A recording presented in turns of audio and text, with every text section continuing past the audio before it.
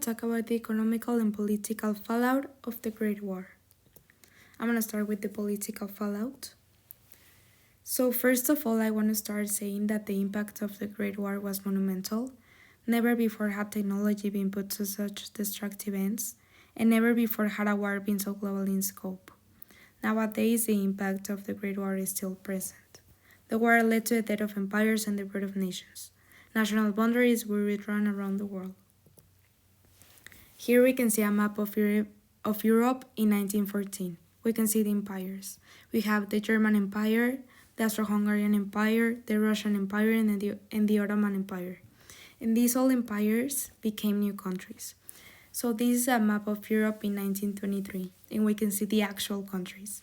We have Germany, Poland, Lithuania, Romania, Yugoslavia, Hungary, Czechoslovakia, Austria, and Turkey. And this is a map which is clue to understand the conflict between countries. So we have the military alliances in 1914. We have the Triple Alliance, which was conformed by Germany, Austria-Hungary, and Italy. And on the other side, we have the Triple Entente, which was France, United Kingdom, and Russia. There's a lot to be said about the political fallout. However, I'd rather focus on the highlights. And I'm going to start with this highlight. And it is actually like post-war. However, it is linked to my theme. Well, to a theme that I will be talking about later. And it's very interesting. So first, were the territories taken away from Germany by allies after the war. Under the Treaty of Versailles, Germany was required to make significant territorial concessions, and these were the ceding of Alsace-Lorraine to France, which actually Germany won it to France after the Franco-Prussian War in 1870. And Germany also had to give territory to Poland and to Denmark. With the end of the Great War, a socialist revolution broke out in Germany, which was the German Revolution of 1918 to 1919, also called the November Revolution, which resulted in the creation of the left-leaning of Weimar Republic, which lasted until Adolf Hitler's Nazi Party in the early 1930s. And this is very interesting. It is believed by many historians that Germany's defeat in the war and the harsh terms imposed by the Treaty of Versailles led directly to the rise of Hitler.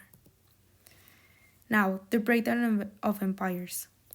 The Austro-Hungarian Empire broke up into several independent states, where Poland, Czechoslovakia, Yugoslavia, Hungary, and Austria were among the most prominent ones. The Ottoman Empire split apart. Portions of the empire, such as Palestine and Syria, were under control of France and the United Kingdom, while the bulk of the empire emerged as the Republic of Turkey. And in this map, we can see the Independent Republic of Turkey, the French Mandate of Syria, the British Mandate of Mesopotamia, and the British Mandate of Palestine. The Russian Revolution of 1917. The Russian Empire was stopped and replaced by a socialist government led by Vladimir Lenin in northeastern Europe. New states emerged as well from the empire, such as Estonia, Finland, Latvia, and Lithuania. The USA.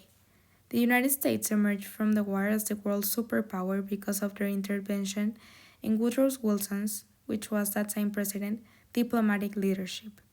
America ended up with a major confidence boost by becoming the savior of Europe.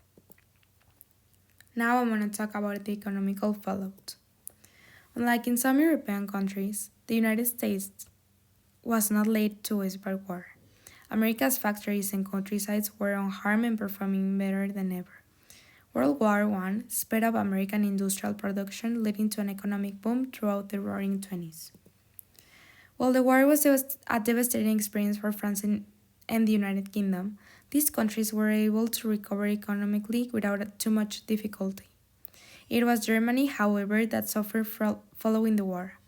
Under the Treaty of Versailles, Germany was required to make monetary payments to the Allies called reparations. The heavy reparations, combined with devastated economic infrastructure throughout Germany and political tension under the Weimar Republic, led to an economic depression. Hyperinflation and unemployment were staggering, and Reichsmarks which was the German currency, became so devalued that it took wheelbarrows full of money to buy basic items such as bread. And these are photographs of children flying a kite made out of money sewed together. Finally, I put a quote of the book, which I found very interesting. And even though I didn't talk about nationalism, I think it's linked to my theme. A word of command has made these silent figures our enemies. A word of command might transform them into your friends.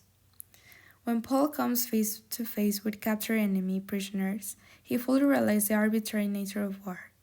These people are strangers who have done nothing to him. When one fighting has actually been wrong, then whether someone is your enemy depends on nothing more than a technicality. This is the lie of nationalism, that two strangers killing each other over a plot of land is an expression of pride. These are the lists of reference. Thank you very much.